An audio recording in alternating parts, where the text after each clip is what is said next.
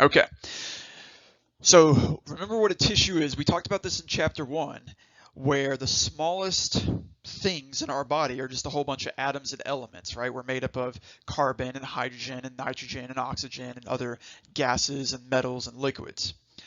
If you put all that together and you organize it, they eventually make the organelles, and the organelles eventually make your cells, right? And that's what tissues are. Tissues are just a whole bunch of cells that have a common purpose or a common function working together. And then if you put a whole bunch of tissues together, you're going to get your organs. So an example would be your skeletal muscle, right? Let's take your pectoralis major, your chest muscle, help you do a push-up, okay? That muscle is made up of muscle tissue. And all the skeletal muscle tissue is just a whole bunch of skeletal muscle cells. So the cells build tissues, and the tissue builds the whole entire muscle, the organ. As I mentioned on the title page, the first slide, histology is the study of tissues. So you'll hear me say histology or histo a lot. That just means tissue.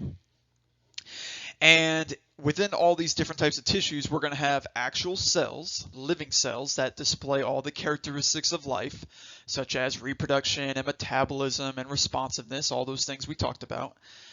And then we're also going to have stuff that's dead, or that's not considered living, such as protein fibers, such as just fluid, right? Where they're not exactly cells, they're just things that kind of exist.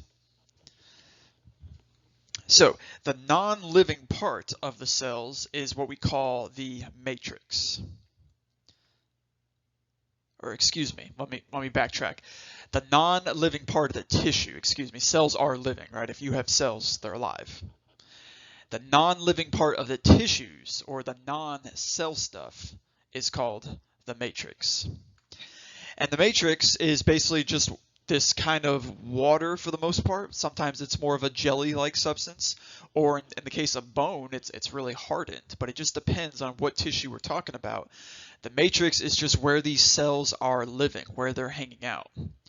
So for example, in your bloodstream, you have blood, and your cells are floating in the blood matrix, which is mainly liquid, right? Your blood is, at least the liquid part is 90% water, but at least half your blood is water. If we're talking about bone, it's all these salts. It's calcium and phosphorus and magnesium and all these salts that make up your bone tissue. So whatever the cells are sitting in or floating in or are situated in, we call that the matrix. And the matrix can be found pretty much everywhere where there's not cells. So it can be found intercellularly between the cells, or it can be found outside the cells, which we call the extracellular area or extracellular matrix in some cases. So inter, between them, extra, outside. And those kind of go interchangeable for most parts of the body. As I mentioned, non-living stuff, so your proteins. We're going to talk about different fibers, protein fibers. Your carbs, right? Carbs aren't alive. They're just chemicals. They're just a bunch of atoms put together. Give us energy, but they give the energy to the living cells. And then your salts, right? All your electrolytes, your sodium, calcium, potassium that we've talked a little bit about so far. All right. Last bullet point, very, very important, probably the most important thing on this whole slide. Once again, the size or the shape is going to be different throughout all the different parts of the body. Brain cells are going to look very different than your stomach cells, which are going to look very different than your skin cells. But that size and shape are very, very important, because what does your size and shape determine? Shape determines function, exactly, right? Day 1, chapter 1, most important thing for this entire semester, this entire course, is shape determines function. So there's a reason why your stomach cells look like little tiny rectangles, or your stomach lining cells look like tiny rectangles. And there's a reason why your, let's say, part of your kidney has these little flat pancake cells inside of the filtration device.